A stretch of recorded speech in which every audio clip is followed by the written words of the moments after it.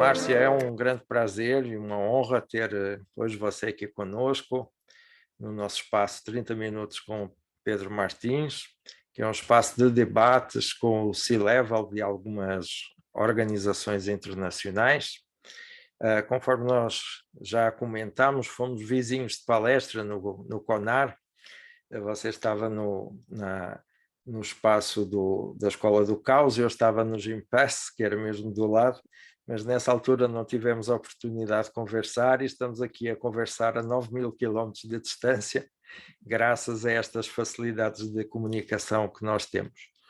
E quero começar por parabenizá-la pela sua excelente palestra, que eu depois tive a oportunidade de assistir na internet com muito interesse, porque você, a propósito do tema da equidade salarial, que é um tema eterno, não é?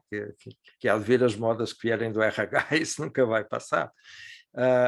Mas você conseguiu fazer ali um overview dos temas que eu acho mais interessantes e mais pertinentes da gestão de pessoas contemporânea.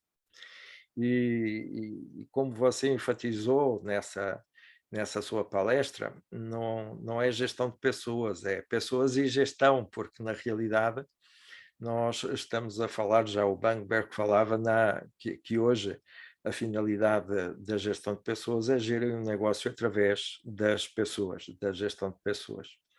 E eu gostaria de saber se você concorda com uma opinião que eu tenho há muito tempo, de que a remuneração é a melhor linguagem de gestão. Ou seja, às vezes as organizações, até de uma forma inconsciente, estão a induzir os seus colaboradores a um determinado comportamento pela forma como remuneram, não é? Se são mais agressivos, se são mais normativos, enfim, seja o que for.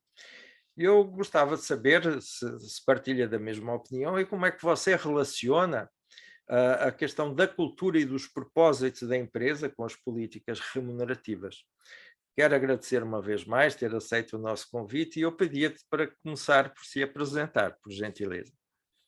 Claro, claro, Pedro. Antes de mais nada, super obrigada pelo convite.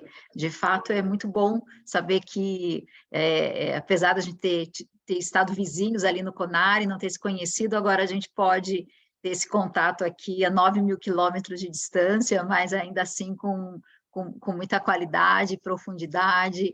Como você me apresentou, né? Eu sou Márcia Baena, atualmente eu respondo pela vice-presidência de Higiene e Gestão da ZAMP. Eu já vou falar um pouquinho da ZAMP. A ZAMP é o novo nome, né, da BK Brasil. Nós somos o master franqueado das marcas Burger King e Popeyes aqui no país.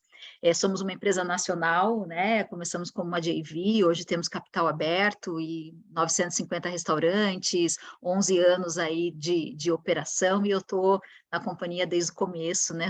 Gosto bastante de contar para as pessoas que eu sou a colaboradora número 20, e hoje a gente tem um pouco mais de 15.000 pessoas, né?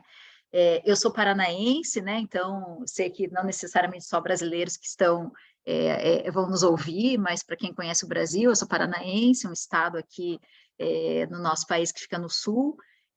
Eu estou em São Paulo desde 2010, minha formação é em psicologia. Antes de eu trabalhar na ZAMP, né, na BK, eu comecei a minha carreira na área de psicologia organizacional no SESC, que é uma empresa aqui no Brasil que faz todo um trabalho junto às associações comerciais. Depois eu trabalhei na América Latina Logística, que foi a primeira empresa do 3G com a qual eu tive contato. Depois eu trabalhei na Cargill, vim para São Paulo ao convite do GPA, que é o Grupo Pão de Açúcar, que também é uma outra grande empresa aqui, até que eu voltei para o Grupo 3G, na época, então, Burger King, e que hoje se chama ZAMP, né? Assim como inúmeros outros colaboradores dentro da companhia, eu tenho uma carreira de crescimento.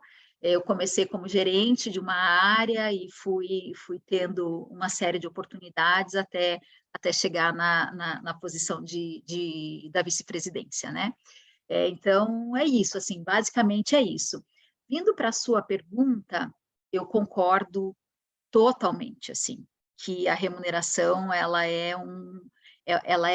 uma ferramenta de gestão e, acima de tudo, de modelagem de cultura, né?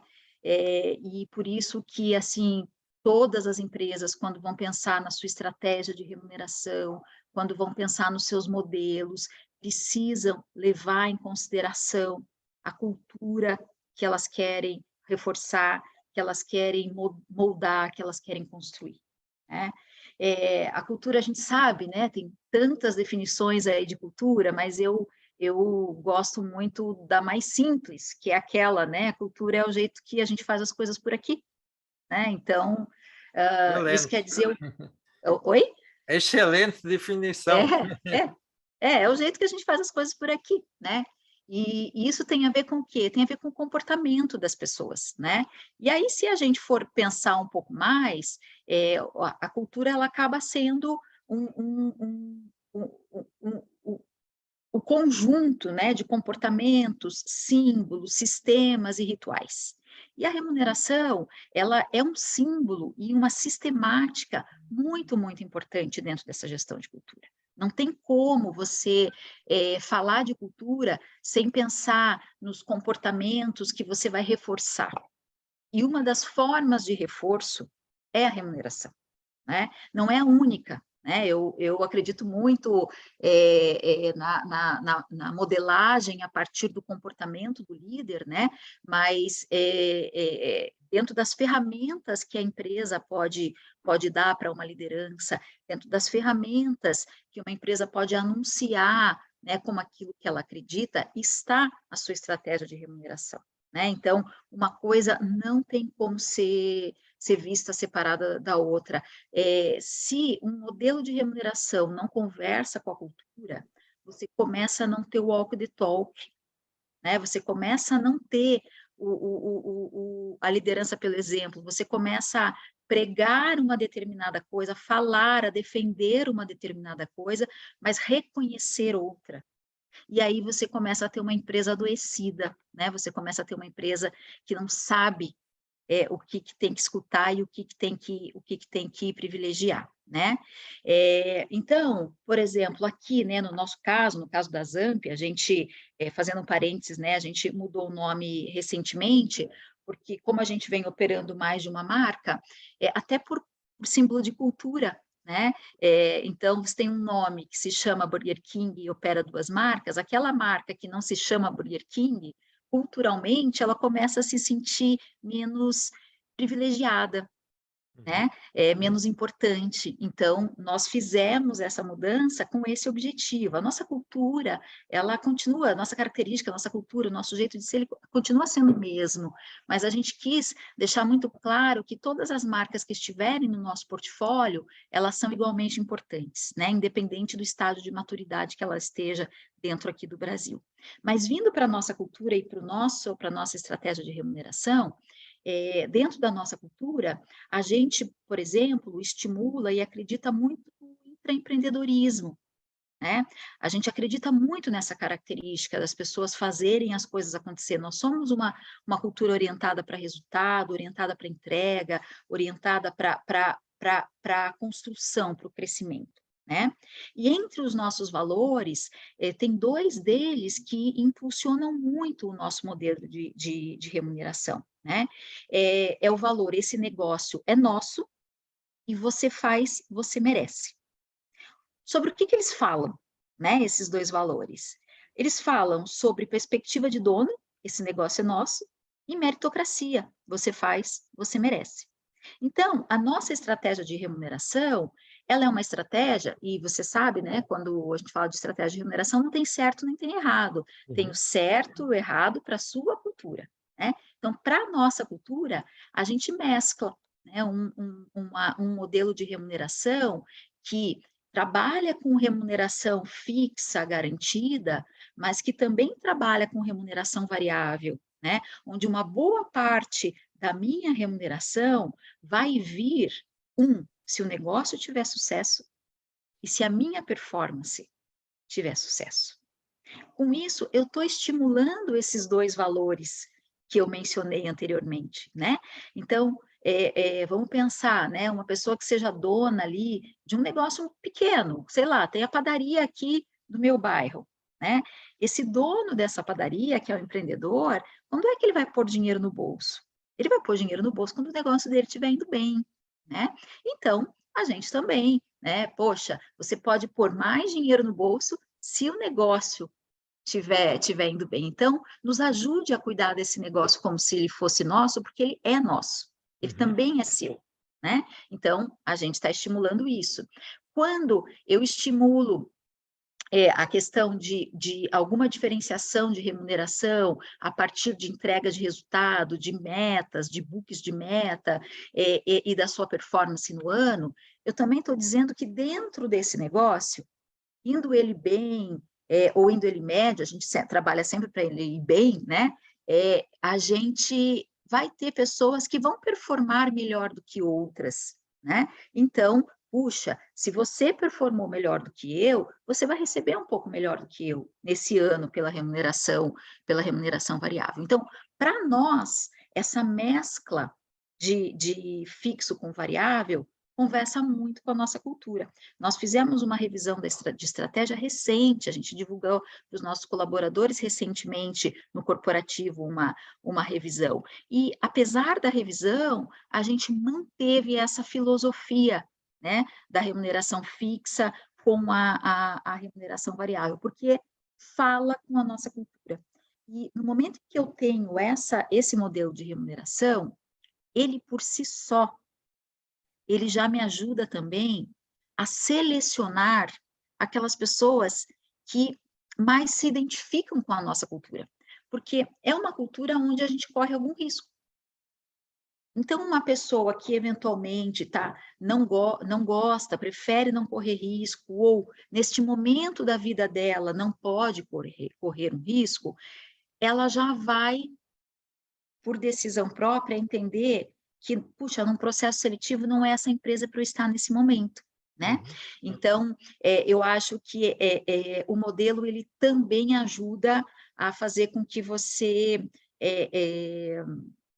selecione, com que você mantenha as pessoas que também estão mais conectadas com a sua cultura, que, de novo, não tem certo e não tem errado. Cada empresa tem a sua, né? E por isso o seu sistema, seus símbolos e a sua estratégia de remuneração precisa conversar diretamente com a cultura.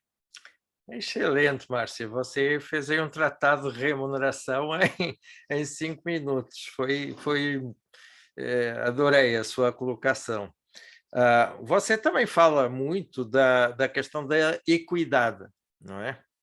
E ainda há algumas pessoas que confundem a equidade com a igualdade, que são realmente coisas diferentes. Às vezes a igualdade não gera equidade, não é? Porque pessoas diferentes têm necessidades diferentes, o que nós temos é de remunerar de forma equivalente e não de forma igual.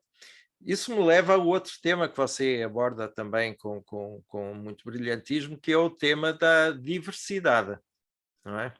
Então, equidade e diversidade parecem contraditórios, não é? Por um lado, queremos fazer qualquer coisa comum e, por outro lado, queremos diferenciar. Eu sou também suspeito para falar sobre isso, porque eu, em 1992, ganhei o prémio Diversity da Society of Human Resource Management, como tendo a consultoria com maior diversidade a nível internacional, porque na altura não era assim tão comum as mulheres no mundo da consultoria e eu tinha mais mulheres do que homens trabalhando na minha consultoria. E confesso a você que nunca selecionei, não fazia o que hoje se faz, seleção às cegas, não é? Uhum. Mas eu falava olho no olho nas pessoas, mas nunca liguei à questão de género para as selecionar, era pelo mérito próprio. E, por coincidência, tinha mais mulheres, não foi, digamos assim, uma cota que eu estabeleci. Mas a pergunta que eu lhe faço é o seguinte: existe remuneração que atenda à especificidade feminina? Por exemplo, estou-me a recordar dos work-life benefit, de alguns benefícios que podem ser mais gratificantes para um homem ou para uma mulher de acordo com a especificidade do género, não é? Você Uhum. já tem este assunto no radar? Já pensou nisto? Eu acho que esse é um tema que tem crescido muito, né, na agenda dos profissionais que trabalham na área de pessoas, que trabalham com remuneração especificamente, né? Porque, claro, como você falou, né? Primeiro, equidade é completamente diferente de igualdade, né? As pessoas, elas têm necessidades diferentes, e por terem necessidades diferentes, precisam, muitas vezes, de soluções diferentes, né? Remédios diferentes, enfim, a expressão que a gente queira usar, né? Eu acho que até transcende, né, muito a questão só do gênero, porque às vezes você tem um homem ou que num determinado momento de vida dele também precisa de um tipo de remuneração ou de benefício que é diferente do que ele precisava antes, né? Sei lá, antes de ter filhos, de constituir família, ou quando está estudando, ou, enfim, num momento onde enfrenta alguma questão de saúde, enfim, né? Ao longo da nossa vida, acho que a gente também vai tendo ciclos e a gente vai demandando de benefícios e facilidades, né, das empresas, do empregador, um relacionamento com o empregador diferente do que a gente, às vezes, demandava no ciclo anterior, né? Eu acho que, quando a gente fala desse tema, eu tenho visto muito, assim, ele crescer no sentido de falar muito do conceito da remuneração emocional, né? Onde aqueles aspectos que são intangíveis, né, como o reconhecimento não financeiro, aprendizagem, desenvolvimento, eles começam a entrar na conta diferente do que eles sempre tiveram na conta, a gente sabe disso. Você que trabalha com consultoria esse tempo todo, você sabe que uma pessoa fica ou sai de uma empresa, não é só pela remuneração, a gente sabe muito Com bem certeza. disso, né? Mas, talvez a teoria, né, de gestão de pessoas foi evoluindo para ajudar as pessoas a enxergarem isso de uma maneira um pouco mais clara, né? Então, essa coisa da remuneração emocional, né? Quais são aqueles outros ganhos que eu tenho no empregador onde eu estou, que, putz, não é o dinheiro que paga, mas tem um valor muito grande para o momento de vida que eu estou, né? Então, acho que isso é muito importante. E nos benefícios, eu acho que eu tenho visto, através dos benefícios flexíveis, ou através mesmo de uma série de preocupações que as empresas vêm tendo, esse conceito ficando mais facilmente tangível também para o funcionário, também para o colaborador, né? Porque, assim, no final das contas, o que eu vejo que a gente está falando, assim, eu não sei se você concorda, assim, quando a gente está falando de benefícios, né? A gente está falando de flexibilidade, e ao falar de flexibilidade, a gente está falando de respeito às diferenças.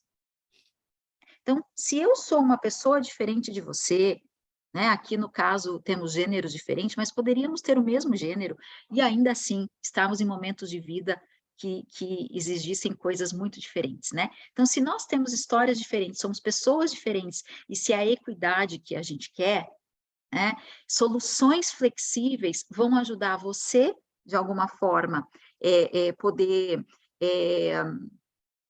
poder ter soluções que atendam às suas necessidades e eu às minhas, né? Então, essas diferenças precisam ser respeitadas, e acho que quando as empresas dão esse passo para essa flexibilização nos benefícios, como em N outros aspectos de gestão, eu acho que elas dão um passo certeiro, né, para que a gente possa, de fato, falar em equidade, de fato, falar em diversidade, tá? Eu vejo, assim, pensando na minha realidade aqui dentro da ZAMP, nós ainda temos uma jornada bem grande para percorrer nesse aspecto de benefícios flexíveis, de remuneração flexível. Eu acho que é uma coisa nova, mas com muito potencial, né?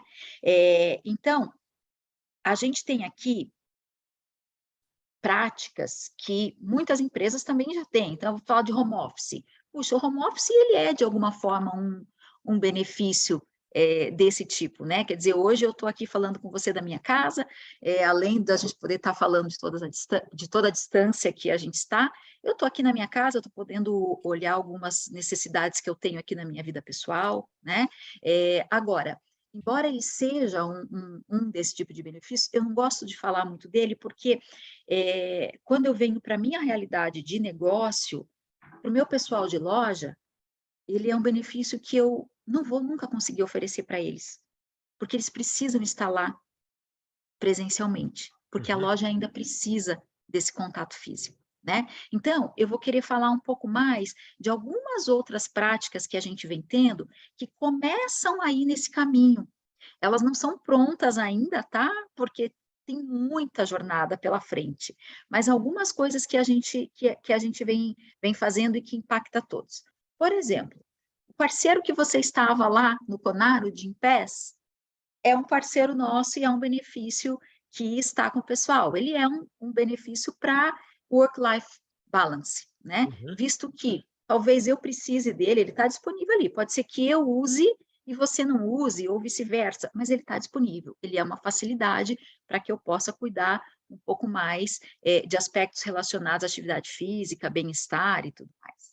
Parcerias com universidades. Puxa, eu sei lá, não, nesse momento já terminei minha graduação, não vou utilizar, já tenho outro que precisa, porque está exatamente nessa fase. O Confio, que é um canal de orientação que a gente tem, é um canal de orientação financeira, jurídica e psicológica. Então, veja, tem 3 dimensões distintas que passam pela vida das pessoas e que cada uma vai usar no momento em que precisa. Bem-estar, que é para os pais, para a colaboradora que está gestante, para o pai que também vai ser pai, né? Então, enfim, são benefícios que, embora eles não sejam financeiros, eles têm um ganho que os colaboradores reconhecem muito, né? Como ferramentas de apoio, de auxílio, a um alcance de uma melhor gestão, né? Desse equilíbrio vida e trabalho, né? Que embora a gente fale de equilíbrio, eu te confesso, Pedro, que eu acho que eu penso mais em desequilíbrio do que equilíbrio, porque acho que equilíbrio mesmo, assim, aquela coisa, sabe? Horáriozinho para isso, horáriozinho para aquilo, Não não existe. existe, né?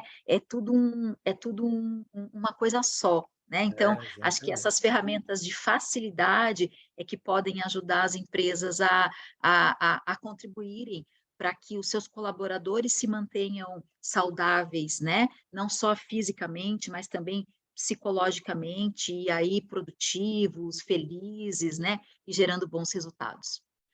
Excelente. Já dizia o Charlie Chaplin que se você não quer trabalhar, escolhe uma profissão que você goste, porque aí você vai estar sempre se divertindo.